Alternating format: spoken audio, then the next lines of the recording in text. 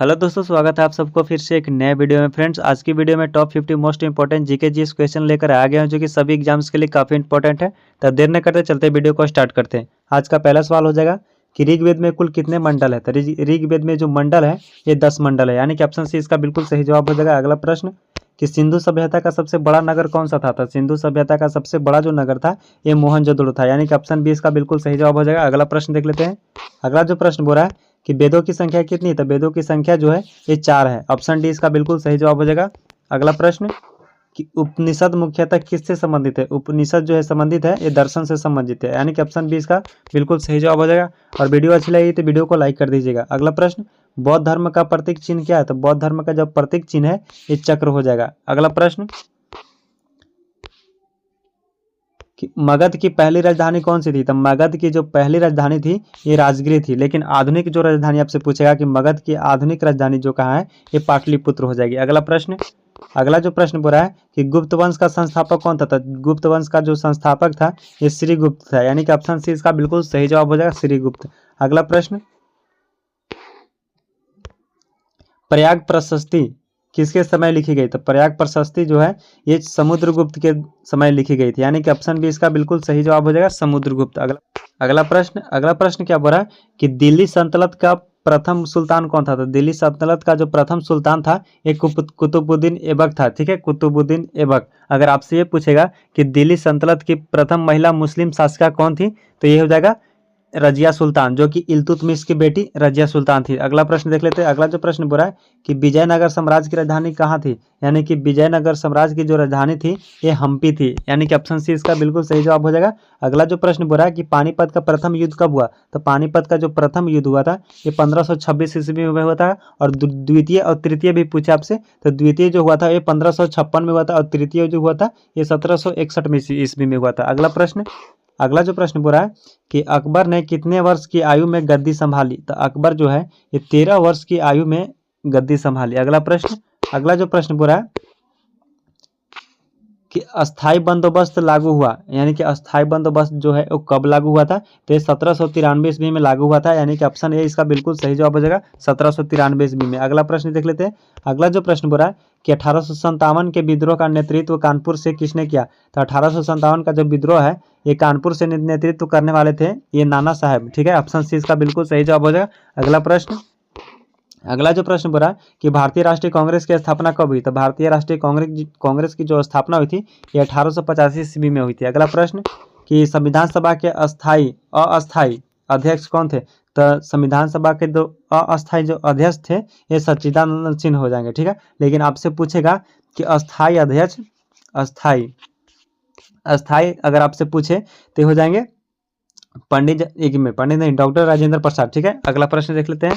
अगला जो प्रश्न क्या बोला कि भारत का संविधान लागू हुआ, यानी कि भारत का संविधान जो है वो कब लागू हुआ। तो 26 जनवरी 1949 को लागू हुआ था। ठीक है, और अगर आपसे पूछा जाए कि भारत का संविधान जो बनकर कब तैयार हुआ था, तो 26 नवंबर 1949 को बनकर तैयार हुआ था, और लागू कब हुआ था, ये 26 जनवरी 1950 को लागू हुआ था। अगला प्रश्न कि मौलिक अधिकार कितने हैं। तो मौलिक जो अधिकार है ये 6 हो जाएंगे। ऑप्शन बी इसका बिल्कुल सही जवाब हो जाएगा, 6। अगला प्रश्न कि नीति निर्देशक तत्व किस भाग में है। तो नीति निर्देशक तत्व जो है ये भाग 4 में हो जाएगा। अगला प्रश्न कि लोकसभा का कार्यकाल कितने वर्षों का होता है। लोकसभा का कार्यकाल जो होता है ये 5 वर्षों का होता है, लेकिन आपसे पूछेगा कि राज्यसभा का कार्यकाल कितना होता है। ये 6 वर्षों के लिए होता है। लोकसभा के लिए 5 वर्ष और राज्यसभा के लिए 6 वर्ष। अगला जो प्रश्न बोल रहा है कि भारत का सबसे बड़ा राज्य क्षेत्रफल के कौन सा, यानी कि कहने का मतलब है कि भारत का सबसे बड़ा राज्य क्षेत्रफल के अनुसार कौन सा हो जाएगा। तो क्षेत्रफल के अनुसार जो पूछेगा तो ये राजस्थान हो जाएगा, लेकिन जनसंख्या के हिसाब से पूछेगा तो ये उत्तर प्रदेश हो जाएगा। अगला जो प्रश्न बोला है कि भारत का सबसे लंबी नदी कौन सी है। तो भारत की सबसे लंबी जो नदी है ये गंगा नदी हो जाएगी, जिसकी लंबाई 2525 किलोमीटर, यानी कि 2525 किलोमीटर। अगला प्रश्न कि कर्क रेखा भारत के कितने राज्यों से गुजरती है। तो कर्क रेखा जो है ये भारत के 8 राज्यों से होकर गुजरती है। ऑप्शन डी इसका बिल्कुल सही जवाब हो जाएगा। अगला प्रश्न कि भारत का सबसे ऊंचा बांध कौन सा। तो भारत का सबसे ऊंचा जो बांध हो जाएगा ये टिहरी बांध हो जाएगा, लेकिन आपसे ये पूछेगा कि भारत का लंबा बांध कौन सा हो जाएगा। तो हीराकुंड, ऊंचा में टिहरी और लंबा में हीराकुंड। अगला प्रश्न कि मानसून शब्द किस भाषा से लिया गया था। मानसून शब्द जो है ये अरबी भाषा से लिया गया है, यानी कि ऑप्शन है इसका बिल्कुल सही जवाब हो जाएगा। और वीडियो अच्छी लगी तो वीडियो को लाइक कर दीजिएगा और चैनल पर पहली बार तो चैनल को सब्सक्राइब कर बेल आइकन को प्रेस कर दीजिएगा। अगला प्रश्न, मानव शरीर में सबसे बड़ी ग्रंथि कौन सी है। तो मानव शरीर में सबसे बड़ी जो ग्रंथि है ये यकृत ग्रंथि हो जाएगी, यानी कि ऑप्शन सी इसका बिल्कुल सही जवाब हो जाएगा, यकृत। अगला प्रश्न कि लाल रक्त, एक मिनट, रक्त का लाल रंग किसके कारण होता है। तो रक्त का जो लाल रंग होता है ये हीमोग्लोबिन के कारण होता है, यानी कि ऑप्शन सी इसका बिल्कुल सही जवाब हो जाएगा। अगला प्रश्न कि पौधों में भोजन बनता है, यानी कि पौधों में जो भोजन है कहाँ बनता है, कि पत्ती में बनता है, यानी कि ऑप्शन सी इसका बिल्कुल सही जवाब हो जाएगा, पत्ती में। अगला प्रश्न, सबसे हल्की गैस कौन सी है। तो सबसे जो हल्की गैस हो जाएगी ये हीलियम हो जाएगी, ठीक है। और हीलियम के बाद जो है ये हाइड्रोजन हो जाएगी, लेकिन आपको ऑप्शन में हीलियम न देकर हाइड्रोजन रहेगा तो आपको हाइड्रोजन टिक आउट करना है, और हाइड्रोजन और हीलियम दोनों रहे तो आपको हीलियम टिक आउट करना है। इसमें गलती टिक आउट हो गया है। अगला प्रश्न कि बल का एसआई मात्रक क्या है। तो बल का जो एसआई मात्रक हो जाएगा ये न्यूटन हो जाएगा, यानी कि ऑप्शन बी इसका बिल्कुल सही जवाब हो जाएगा, न्यूटन। अगला प्रश्न, भारत का पहला उपग्रह कौन सा था। तो भारत का जो पहला उपग्रह था ये आर्यभट्ट था। अगला प्रश्न, अगला जो प्रश्न क्या बोल रहा है कि कंप्यूटर का मस्तिष्क किसे कहा जाता है। तो कंप्यूटर का जो मस्तिष्क है ये सीपीयू को कहा जाता है, इसका जो पूरा नाम हो जाएगा सेंट्रल प्रोसेसिंग यूनिट। अगला प्रश्न, और वीडियो अच्छी लगेगी तो वीडियो को लाइक कर दीजिएगा। अगला प्रश्न क्या बोल रहा है कि भारत का राष्ट्रीय खेल कौन सा है। तो भारत का जो राष्ट्रीय खेल है ये हॉकी हो जाएगा, यानी कि ऑप्शन बी इसका बिल्कुल सही जवाब हो जाएगा, हॉकी। अगला प्रश्न कि जय जवान जय किसान का नारा किसने दिया। तो जय जवान जय किसान का जो नारा है ये लाल बहादुर शास्त्री के द्वारा दिया गया था, यानी कि ऑप्शन सी इसका बिल्कुल सही जवाब हो जाएगा। अगला प्रश्न कि भारत का राष्ट्रीय पशु कौन सा था। भारत का जो राष्ट्रीय पशु हो जाएगा ये बाघ हो जाएगा। अगला प्रश्न, अगला जो प्रश्न बोला है कि आरबीआई का मुख्यालय कहाँ है। तो आरबीआई का जो मुख्यालय है ये मुंबई में हो जाएगा, और आरबीआई की जो स्थापना है ये 1 अप्रैल 1935 1 अप्रैल 1935 में हुआ था। अगला प्रश्न कि योजना आयोग को किसने बदला। योजना आयोग को जो बदला गया था ये नीति आयोग के द्वारा बदला गया था, यानी कि ऑप्शन ए इसका बिल्कुल सही जवाब हो जाएगा, ऑप्शन ए। अगला प्रश्न, भारत का सबसे बड़ा सार्वजनिक बैंक क्षेत्र कौन सा है। तो भारत का सबसे बड़ा सार्वजनिक क्षेत्र बैंक जो हो जाएगा ये एसबीआई हो जाएगा, ठीक है। अगला प्रश्न, अगला जो प्रश्न बोल रहा है किधर चल जा, जीएसटी लागू हुआ, यानी कि जीएसटी कब लागू हुआ था।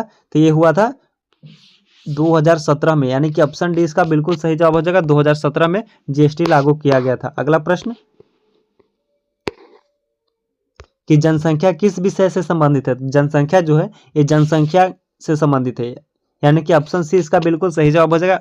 अगला प्रश्न, अगला प्रश्न क्या बोला कि विश्व पर्यावरण दिवस कब मनाया जाता है। विश्व पर्यावरण दिवस है ये 5 जून को मनाया जाता है, यानी कि ऑप्शन बी इसका बिल्कुल सही जवाब हो जाएगा। अगला प्रश्न, संयुक्त राष्ट्र संघ की स्थापना कब हुई। तो संयुक्त राष्ट्र संघ की जो स्थापना है ये 1945 ईस्वी में हुई थी, यानी कि ऑप्शन ए इसका बिल्कुल सही जवाब हो जाएगा। अगला प्रश्न, अगला प्रश्न कि यूनेस्को का मुख्यालय कहाँ है। तो यूनेस्को का जो मुख्यालय है ये पेरिस में हो जाएगा, यानी कि ऑप्शन सी इसका बिल्कुल सही जवाब हो जाएगा। अगला प्रश्न, अगला जो प्रश्न बोला है कि ओलंपिक खेलों का प्रतीक क्या है। तो ओलंपिक खेलों का जो प्रतीक है ये 5 छल्ले, यानी कि ऑप्शन सी इसका बिल्कुल सही जवाब हो जाएगा। और वीडियो अच्छी लग रही तो वीडियो को लाइक कर दीजिएगा। अगला प्रश्न कि भारत का पहला नोबेल पुरस्कार किसे मिला। तो भारत का जो पहला नोबेल पुरस्कार है ये रविंद्रनाथ टैगोर को मिला था, यानी कि ऑप्शन डी इसका बिल्कुल सही जवाब हो जाएगा। और अगला प्रश्न कि भारत का राष्ट्रीय वृक्ष, यानी कि भारत का राष्ट्रीय वृक्ष कौन सा है, ये बरगद हो जाएगा। अगला प्रश्न, रामचरितमानस के रचयिता, यानी कि रामचरित्र जो मानस के रचयिता है ये कौन हो जाएंगे, ये तुलसीदास हो जाएंगे, यानी कि ऑप्शन बी इसका बिल्कुल सही जवाब हो जाएगा, तुलसीदास। अगला प्रश्न, अगला जो प्रश्न बोल रहा है कि भारत का सबसे लंबा राष्ट्रीय राजमार्ग कौन सा है। जब भारत का सबसे पहला जो राष्ट्रीय राजमार्ग था लंबा ये NH7 था, लेकिन अब जो है NH44 यानी कि NH44, ठीक है, 44 ये टिक आउट गलती से हो गया, NH27 ये जो है श्रीनगर से कन्याकुमारी को जोड़ती है, ठीक है। अगला प्रश्न, अगला प्रश्न क्या बोल रहा है किस विटामिन की कमी से रतौंधी होती है। तो विटामिन की कमी से जो रतौंधी होती है ये विटामिन ए की कमी से रतौंधी होती है, यानी कि ऑप्शन डी इसका बिल्कुल सही जवाब हो जाएगा, विटामिन ए। अगला प्रश्न कि नील दर्पण के लेखक कौन है। तो नील दर्पण के जो लेखक हो जाएंगे ये दीनबंधु हो जाएंगे, यानी कि ऑप्शन बी इसका बिल्कुल सही जवाब हो जाएगा। और वीडियो अच्छी लगी तो वीडियो को लाइक कर दीजिएगा, और चैनल पर पहली बार तो चैनल को सब्सक्राइब कर बेल आइकन को प्रेस कर लीजिएगा। मिलेंगे नेक्स्ट वीडियो में, तब तक के लिए जय हिंद, वंदे मातरम।